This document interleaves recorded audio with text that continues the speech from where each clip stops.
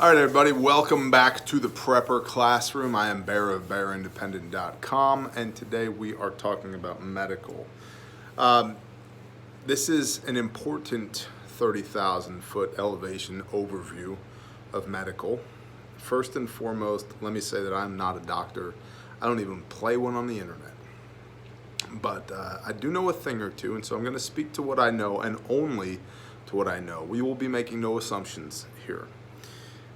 Secondly, medical training, just an FYI, does not consist of watching YouTube videos. There is a difference between being trained and being informed, okay? Training means that we can do it here with these without thinking about it, okay? So this video is not intended at all to be any form of training. It's intended to be a think piece for you to think about the vulnerabilities that you may have and to put into place systems to mitigate those vulnerabilities. Okay, and then lastly, this is near and dear to my heart because if we are appropriately squared away medically, more of our buddies will stay alive. That's really important for y'all to understand, that the first responder may very well be you, okay? It's the same reason we carry pistols, right? Because I can't keep a cop on my hip. There's a reason that there's a cat tourniquet in this pocket and a SWAT T in this one. And this is not staged. I carry these things everywhere because I am the first responder. I take personal responsibility. So with that being said, let's approach this subject with the appropriate amount of gravitas that it deserves and kind of hop right into it.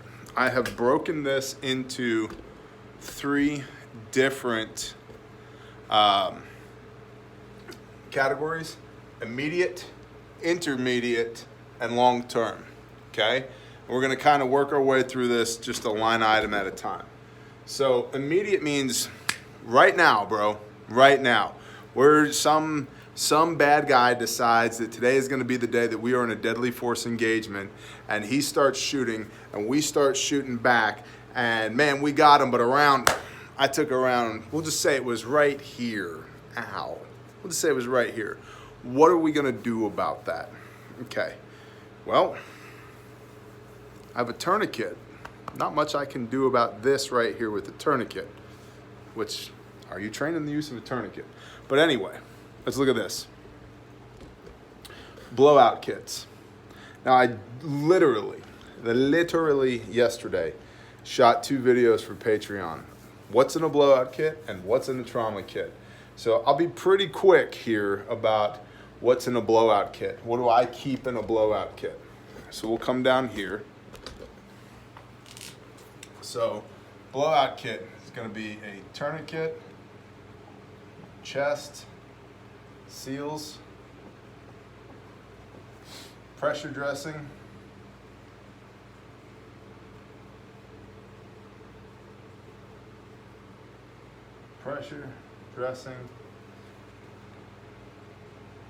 hemostatic agent,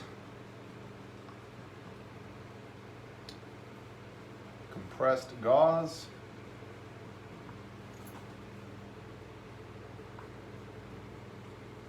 Decompression Needle, which, by the way, our kits do include. One of the few kits on the internet that includes a decompression needle. If you are trained to have one and you want to have one, you can get them from us. The kits are at adventurefrontier.com. But decompression needle, these are must-haves for me. Triangle, bandage, 5x9s, and combat med pack. Okay, so to go over again: blowout kit, tourniquet, chest seals, pressure dressing, hemostatic agent, compressed gauze, decompression needle, triangle bandage, 5x9s, and a combat med pack. Okay, this is what's going to be in all of the kits that I own. I'm not selling you meds in your combat med kit or your blowout kit, so you'll have to figure that out on your own. And for the purposes of this video, we are not going to discuss what's in this combat med pack because I'm not a doctor and I don't play one on the internet. I did cover it a little bit on Patreon, so if you are a Patreon subscriber, you can go back and watch that. That's available for the $1 and up patrons. Which iteration of this you have doesn't matter to me. I don't care what tourniquet you have, I care that you have one. Chest seals, I don't care if they're hyphen or halo, or I don't care, just have them. Pressure dressing, I don't care if it's an Israeli battle dressing or a North American Rescue 6-inch emergency trauma dressing, I don't care, just have it. Hemostatic agent, is it C-Locks, is it Quick Clot, is it combat gauze, I don't care, right? Compressed gauze, decompression needle, triangle bandage, 5x9s, combat med pack. Okay, so if you want to copy that down, pause the video right here and copy that down into your notebook. Okay, moving on. My trauma kits look very similar to this, except that we are heavy on these right here are plus gauze, tape, gloves, and we have a stethoscope and a cuff. Okay, so my trauma kits that I make, that I have on site, have all this stuff that's in a blowout kit, plus gauze, tape, gloves, lots of them, and a stethoscope and a pressure cuff for taking blood pressure readings. And disinfectant as well, disinfectant. Cohesive bandages as well are awesome, cohesive bandages. So our immediate stuff is I got a hole in me, now what do? Well, a blowout kit, whether you have one on your person because you're doing the pew-pew tactical things, or you have one in your truck because stuff happens, or you have, I roll around with the trauma kit in my truck because I'm the first responder. If I happen onto the scene of an accident, it's nice to have some capability with me. So, okay, so trauma kit we talked about.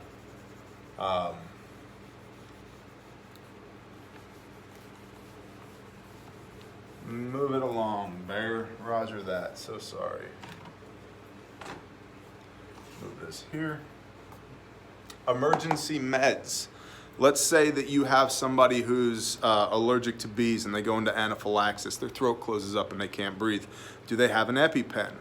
If not epinephrine, do they have pseudoephedrine or whatever else? Something that's going to stave off that biological reaction that happens for this person. And food allergies. Lots of people have food allergies. Do you know the food allergies of everybody that's in your group? Do you know, are they allergic to bees? Or what type of medications are they allergic to? Sulfa drugs or penicillin, so forth, so on. Okay? So emergency meds would fall under reactive meds, meds that we're going to use to treat a reaction, but also preventative meds, for example, like insulin, so forth, so on. So what of those do you need to have on hand? And who in your group, who do you accept some or all responsibility for in your group needs these things? Okay, moving on. Triage, okay? So immediately, let's say I get shot. Oh man, I got hit right here. It's a through and through, and I'm not terribly worried about the pleural space here, but whatever, because it's mostly just meat right here. But we're gonna go ahead, we're gonna palpate. Is there a bottom? No, it's a through and through. Okay, so slap a chest seal, slap a chest seal. Now we're gonna pay attention to see if we're gonna have any signs of my lung collapsing, right? So as we're doing this, hey, what's wrong with Bear? Well, it had a through and through and that, and this happened, and blah, blah, blah, and what's going on. And we gave him a combat med pack, and we're addressing all these situations. Stabilize, okay. Stabilize goes right over here to transport, because by and large, we're not staying here. I'm not staying where I got shot. if I can help it, you know, depending on the circumstances. But, and also, again, understand, I'm not a doctor. So the first thing that I'm doing after we triage and stabilize is I'm gonna transport your butt to somebody who knows way more than I do, okay? Because I'm not that guy. It's like, people ask me all the time about commo. Hey, Bear, what's your favorite commo? Push the button, talk in microphone. That's what I got. That's my favorite kind of commo. And so, again, with medical, I know enough, but I don't know all the things. So I'm gonna bring you to the person who knows all the things, which for me is transport. So this basically takes care of immediate right here. That's like right now. What are we doing right now? Then we're gonna get into intermediate care, okay, which is over here. So these are gonna be things like, we've transported you. Do we need to do some kind of surgery? Which, let's be honest, complicated surgeries in post-SHTF are probably going to go by the wayside. These are, depending on what society looks like, either going to be so prohibitive in cost that most people can't afford them, or there's going to be such a lack of sanitation and sterilization that it's not worth doing it anyway. And think about, you know, if we have an EMP or something and none of the instrumentation works, then we're back to exploratory surgery, which is basically cut you open, look around inside, hope that nothing gets infected, hope that we don't induce sepsis, and then sew you back up again. Or maybe go, that thing's not pink, it's black. Cut it out, start over again. So I don't know how much surgery is going to be being done, but it could be something as simple as like suturing or removing a foreign object that is lodged in something, things of that nature, okay? So surgeries, infection, this is huge. Today, infection kills I don't know how many people. Research it. Lots of people today in our modern hospital environment, infection kills a lot of people. So having the ability to disinfect wounds, caretakers, material, and equipment is huge, huge. So I'm big on stocking disinfectant, which we'll get into what to store over here in long term in a hot minute. But there could be minor surgeries. I mean, do you have a suture kit? Like, I'm a big fan of sutures. Suture, oops. Way to go, Bear. Suture Kit. Hey, we need to get an over-under going on how many times I knock the eraser off the board. If we could start a company pool on that, that'd be great. Okay, so Suture Kits, hemostats, forceps, line pliers, crimpers. No, not line pliers. Maybe line pliers, definitely not crimpers. I'm just messing with you there. Flat blade screwdriver. But things like suture kits, hemostats, forceps, you can get on Amazon, like everything else. You can get that Shop Vet Med. It's either Shop Vet Med or shopmedvet.com is a great resource that I use all the time for putting together my own personal kits. ShopVetMed, I believe it is, .com, and they got everything. They got everything from your fish mocks to your cohesive bandages to your wound care kits to your skin staplers. I mean, here again, skin staplers,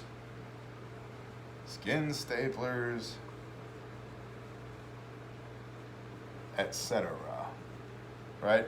All basic stuff. Lidocaine, hey, we're gonna numb the area that we're working on so that I can staple this compound fracture of your pointer finger. We're going to set that bone, and then we're going to stitch this back together, and then we're going to splint this, and then you're going to be giving everybody the finger guns for the next 6 weeks or so, or whatever, right? So that's what I mean by surgeries here. With that is infection. We don't want any of that, and so we need ways to disinfect, whether that's going to be just research it, okay? And then wound care. The reason I've included wound care here is that most people have zero idea the quantity of materials that are involved in wound care. One let's just say one laceration. If I had a laceration right here on my forearm that required that we change the dressing twice a day, let's say we were using a 5x9 combine pad to cover that laceration and tape and a cohesive bandage. Okay, and we're going to change this thing twice a day, because if we don't, it's going to what? Get infected. And if it gets infected, yes, we have broad spectrum antibiotics, but I don't really want to be using those if I can help it. Probably going to use them in the first 3 to 7 days after the wound occurs if needed, but most likely 3 to 7 days. And then after that, we're going to let nature do what nature does, i.e. knit bone and sinew and flesh back together. But we'll say 30 days. That's 60 combine pads. It's probably 15 rolls of tape, and it's 30 cohesive bandages. Do you have that much right now for one wound? This is the kind of thing, as you're stacking food to the rafters and you start getting comfortable, like, all right, my food's looking pretty good. I wonder, what do I do next? Do I do ammo? Yeah, ammo's good. Medical. Blue totes from Walmart, full of medical. And again, we're going to get into what to store here in a minute, but I'm telling you, stack of this to the rafters as well. If nothing else, if you have basic medical skills and basic equipment, and you are rural in the middle of nowhere, you know what you just became? A really, really important part of society. Guess who's going to knot off you? Everybody else. Things to think about. Okay, you are a valuable player now. Rehab and recovery. We'll just again say compound fracture on the finger. Now, this finger is going to be stiff. What are we going to do about that? Well, we're going to have to do some finger bends. But what if it's more than that? What if it's, somebody had a broken tibia? Okay, what are we going to do about that? What does that look like? Do we have walkers? Do we have litters? Again, transport, right? Do we have litters? Do we have all these different things, canes and splints and knee braces and these types of things? Ace bandages do great, especially the ones that have the Velcro closure. They're reusable and washable, and they tend to, you're not going to get infinite uses out of them, but you can get 10 uses out of them before you throw them away. And that's a lot better than 1 or 2 before they fall apart. So those elastic Ace type bandages are very good to have as well. And think literally and figuratively about what does rehabilitation and recovery look like for a lot of these injuries. And what's the number one way to deal with all this? Don't get injured in the first place. And I think that's worth talking about, because a lot of the guys and some girls that I meet who are into preparedness are all like, we're going to do the pew-pew tactical things. And I'm like, put that freaking thing away, bro. Avoid the fight if you can. Avoid the fight if you can. Because, A, bullets go both ways. Genius. Just, that seems to be something that most people have forgotten.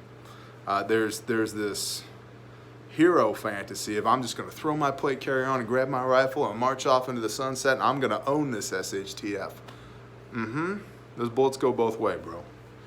And if you're taking undue risk and you get injured, you've now put the entirety of the group in jeopardy, because we have to dedicate time and resources and energy to addressing that situation that we wouldn't have otherwise had to, because we took an unnecessary risk. So if you can avoid the fight, avoid the fight. If you can't win the damn fight, then it is time to do the pew-pew things. But doing the pew-pew things is not the first place that we go, right? The first place that we go is avoid the fight if we can. I've made about 102,000 people kind of pissed off with one of the videos that I did titled, How to Avoid Martial Law. Don't be there, genius. It's like, how do I avoid flooding? Don't be where it floods. The end. How do I avoid a gunfight? Don't be where the gunfight is. Right now, again, granted, don't misunderstand me. If somebody decides that, hey, today is the day that we are in a deadly force engagement, I want to be able to meet that in like kind. Harder, better, faster, stronger. Bang, bang, bang, bang, bang, bang, bang, bang, bang, bang, bang, reload, bang, bang, bang, bang, bang, bang, bang, bang, okay, cool. Right? That's where I stand on that. But I'm not out there looking for a fight. I don't have some fantasy that, you know, we're going to equalize the playing field with SHTF and finally I'm going to be able to do all the things that I wanted to do before and I'm going to run this play. No. Screw all that nonsense. So avoid the fight to the best of your ability, because those bullets go both ways, and if you happen to catch one and it's not fatal, we're going to spend a lot of time and burn a lot of resources getting you better again. Not that we won't do it, but man, it better be worth it if we are doing it, okay? So, and that brings us to long term. If you have a blowout kit, a blowout kit is a single-use item, okay? We used it. We blew through that thing. The tourniquet, you can probably reuse. That pressure dressing, nope. That airway, no, I'd rather not use that again. Those chest seals are shot. That gauze is definitely shot. There might be some of your tape left over. Decompression needle, no thanks. We're not reusing that. That's a biohazard. A lot of this stuff becomes a biohazard. So, I mean, your tourniquet, as long as it's not covered in blood, maybe. But it's a tourniquet, so it might be covered in blood. You basically just turn your entire kit, you've consumed all of the contents, and it's a biohazard. So having a blowout kit is great. What do you have to refill that blowout kit with? Same thing with your trauma kit. Same thing with your emergency meds. What does your resupply look like? So this is not just a matter of width across the spectrum, but depth. How deep does your capability go as well? So in this regard, we'd be looking at like, well, what do we store? At a minimum, I would have backups, at least one layer of duplication on all of these things, and then build that out as I go. Like, let's say that, okay, we know that EpiPens are not going to store without refrigeration past a year. Roger that. But that we know that, hey, I don't like to do it, but if something happens, I can take an entire box of, sufedrin, and that has the same effect as an EpiPen. All right. Well, how many boxes of that Sudafed crap do we have? 2? They're how much? $4? Let's just go to the store and throw a $20 bill at that, and we'll just get 5 more. Okay? Right? Things like that. Like, good, we have a blowout kit. Maybe we should have extra pressure dressings. And this is another thing. If you get into a mass casualty event, hell, even a car crash, you would be disgusted at how much stuff is used to patch people up just so that we can stabilize them and transport them, where they're going to rip all that crap off again and start over in a controlled environment. But it's about saving lives, right? So what is your depth in your capacity to save lives? Can we get past the immediate into the intermediate, and so that we get back to long term, which looks like rehab and recovery and health and fitness, okay? So you want resupply in all of these things, at least one layer of redundancy, and then the more the merrier. Always understanding that, nothing is infinite. I don't have infinite resources to throw at my preparedness issues, just like you don't. But that doesn't mean I don't try. So I like some redundancy. I really like some redundancy. We have 5 of these trauma kits on property. 5. Do I need 5? No, but we have 1 in each house. We have 2 houses, and we have 1 in each vehicle. We have 3 vehicles. So that's 5 of them. Well, if I ever had to, I've got my main kit and then 4 layers of redundancy after that, right? If we had to tighten up, we're good to go. So, all right, moving on. Let's go to what to store first. So what to store first, we just talked about it, your resupply. So whatever's in these, you need to have your resupply layers, times whatever. Let's say at least 3, okay? And that's good. Beyond there, gauze, tape, gloves, disinfectant, meds. These 5 are going to be the types of things that you will just absolutely plow through. Our shears, we can clean and disinfect. Our hemostats, our forceps, our line pliers, our scalpels, we can clean and disinfect. Sutures, those are consumable. Sutures, staples. Okay. What about like bed sheets, cotton rags,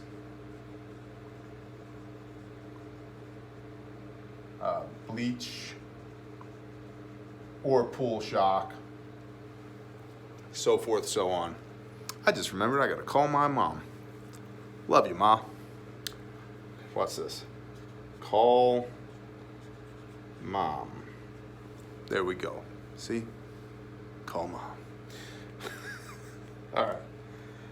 But what are we gonna store? Like, I would love it, if you had a 5-gallon bucket at least with gauze, one for tape, one for gloves, one for disinfectants. Just right there, right off the bat. And then grow that from there. Like I said, those big blue totes, or they make cool yellow ones or black ones with a yellow lid on them that they sell at Walmart. They're like $8 a piece. Having those filled with material is great, because the vast majority of this type of medical stuff is all consumable. Like, we don't get a redo with it. It's not reusable. Once we use it, it's shot, it's done, it's not coming back again.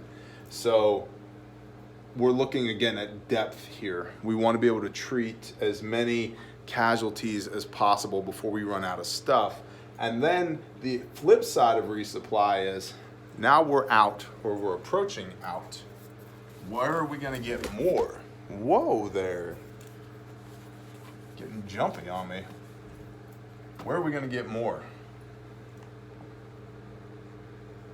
Where to get more?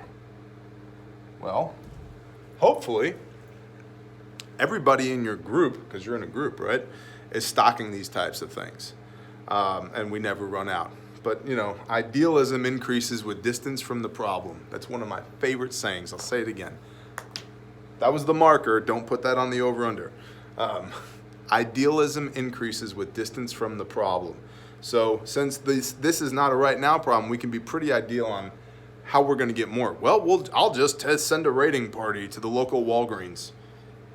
I feel like you're going to need more medical equipment and material than you acquire on that trip, right? That could be a problem, right? And so we're putting ourselves at risk for what? For antibiotics, because Todd took a round because we were being stupid and we got into a fight when we could have avoided it. And so now, because Todd might die, we're going to have to send an 8-man team out to the local Walgreens to go try and find some antibiotics, knowing that that's contested territory and rounds are likely going to fly. So now we're putting the lives of 8 people in jeopardy because of the life of one person, when we shouldn't have found ourselves in that situation in the first place. So where are we going to get more? Part of this, at least when it comes to meds, is going to be things like herbs and oils. Now, I include oils because my wife does the oily stuff, and I was a huge skeptic at first. I was like, get out of here with your witchcraft or whatever this crap is. And then one day my back was really bothering me, and she rubbed some Panaway on there, and about 10 minutes later she said, how's your back feeling? And then I remembered, oh, that's right, my back's supposed to hurt, and it doesn't hurt anymore. So that's my personal oily testimony. The stuff does work, and I've been actually quite impressed by it. So investigate that. It's not a sales pitch. Investigate that. And then things like herbs and wild edibles. Lots of vitamins, lots of nutrients. There's lots of antiseptics, immuno support. There's all kinds of wonderful things in nature. I mean, people did exist prior to us, you know, and they at least lived long enough to procreate, because here we are. So where are we going to get more? These are 2 things to investigate right here. And then things like pressure dressings can be improvised. Yep, with 2 pieces of cloth, one wadded up and the other one in a long strip that you basically make a pseudo tourniquet out of.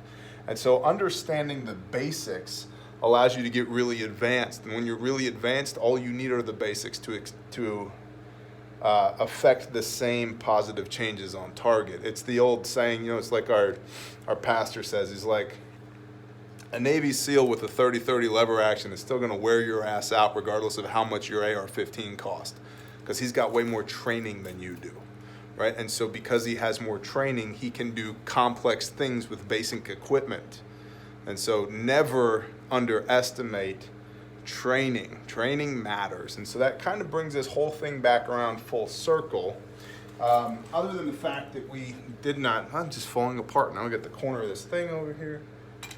We did not talk about health and fitness. This again, health and fitness, man. Like, and by fitness, I don't mean fitness entire pizza in my mouth, okay?